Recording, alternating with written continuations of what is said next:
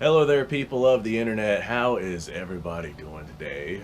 I'm doing alright, thanks for asking. I've been experimenting with some black powder cartridges, just kind of seeing what works, what doesn't work, what rifle likes what charges, and what loads best. And by far, I can honestly say that the Spanish rifles I have, like my Oviedo Mausers, tend to handle black powder fouling exceptionally well in comparison to other smokeless powder rifle cartridges. I don't know how the Spanish made their rifling, but I'll load up like 100+ rounds of black powder 303 or 308. Yeah, black powder 308 to run through my Oviedo Spanish Mauser, and I'll be smacking targets at 100 yards, and I won't see any loss in accuracy whatsoever. And I've actually made videos about me running that rifle with black powder and getting no loss in accuracy. It's actually quite incredible how well that stuff works. But what I decided to do with this one is I had some 8mm Mauser brass just kind of laying around, and I typically don't load my own 8mm Mauser unless I'm loading specifically for a hunting trip or something like that. And I don't load for my own 8mm Mauser because 8mm Mauser surplus can be found pretty easily out there on the market for relatively not a lot of money. But that being said, I like doing things for fun. So just for fun, I decided to go ahead and load up some 8mm Mauser black powder ammunition. And so what this stuff is I think it's 70 grains of powder. I think in the actual range footage I say what it actually is. But I think it's 70 grains of powder, and I have it loaded with a 198 grain bullet.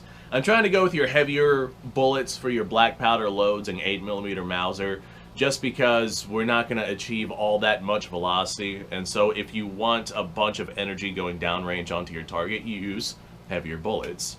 So 198 grain with 70 grain charge, took it down to the range, tested accuracy, and just kind of ran a bunch of rounds through it, and this is how this went. Recording test for black powder 8mm Mauser. These are the 198 grains with approximately 70 grains of black powder in them. I got a couple of steel targets out there, and I want to get a group size on what this ammunition is going to look like. So we're going to load up 3 rounds. I'm going to get us a group size, and then we're going to smack some steel. With that 70 grain of black powder, with a 198 grain bullet, these probably are going to be moving about 16 to 1700 feet per second. I'd probably say more like 1700 feet per second versus the 1600, because 70 grains compressed into an 8mm Mauser cartridge. It's kind of a lot. Alright, so first things first, I got a piece of cardboard down there. I'm just going to group size this, nothing real special, and then we're going to smack the steel, assuming this stuff works all that great.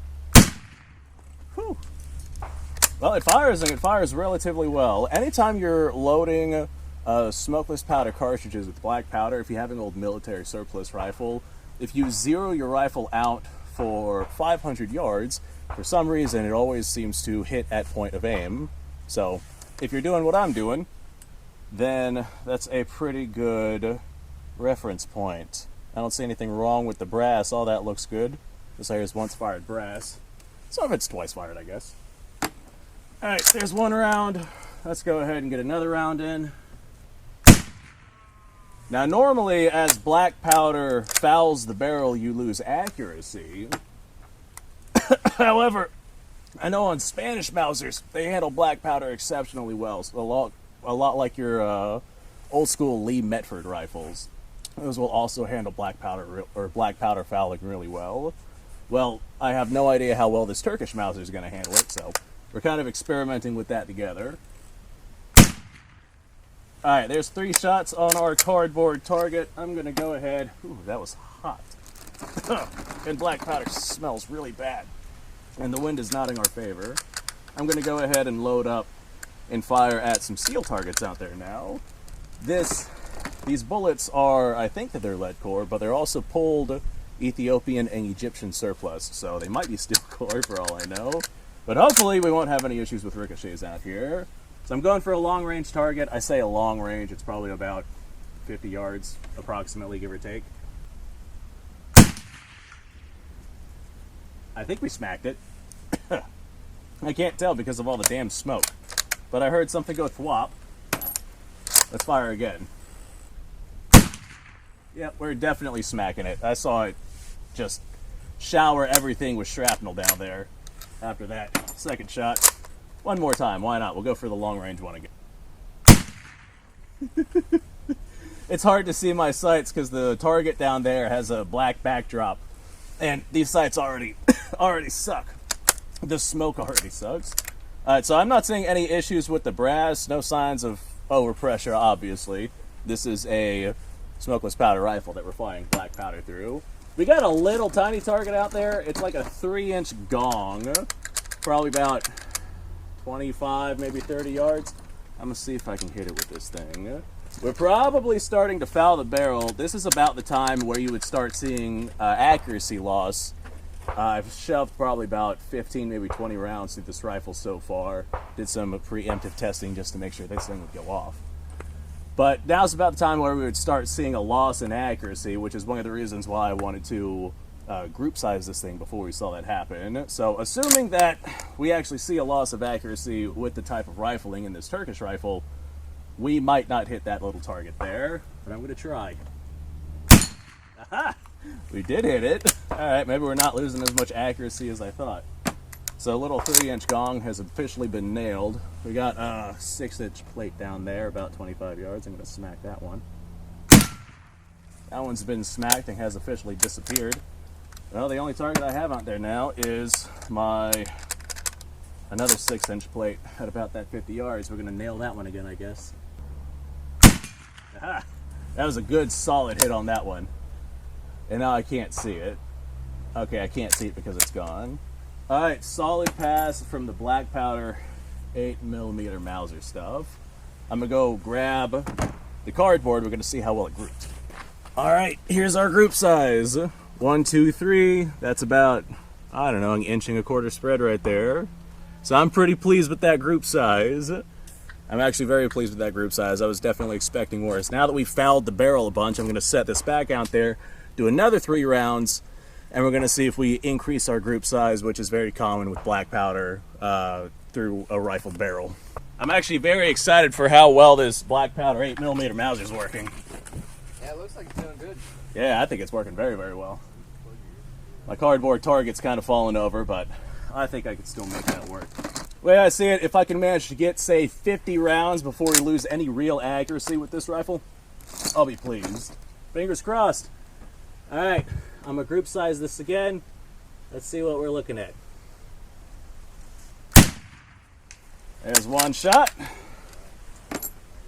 I really don't like how hot the black powder makes the brass. There's 2 shots.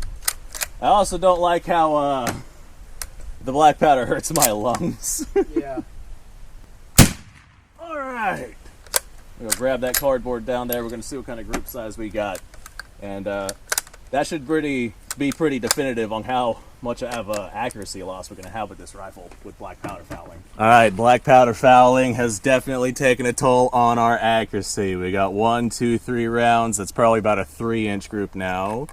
So our group size has doubled with the, say, I don't know, 20-ish rounds that we put through this rifle. And that's very typical of what you find with black powder fouling through a rifle like this. Basically any kind of rifle that has rifling, it just loses accuracy because of that fouling. That's one of the reasons why most militaries don't use black powder anymore.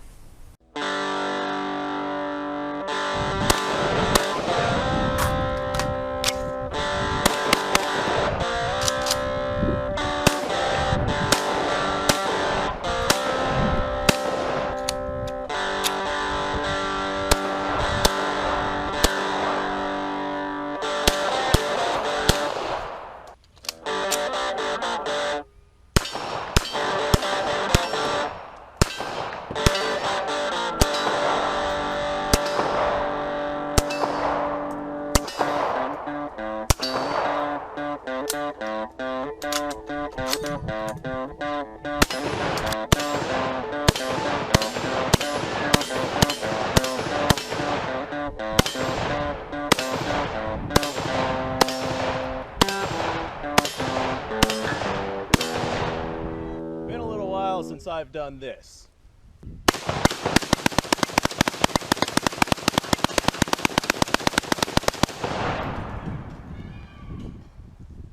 Bonnie and Clyde be damned. The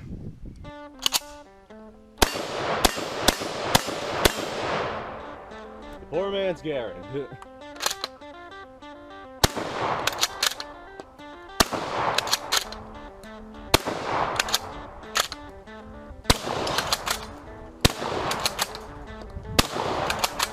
It's a shame that bolt-action shotguns aren't more mainstream.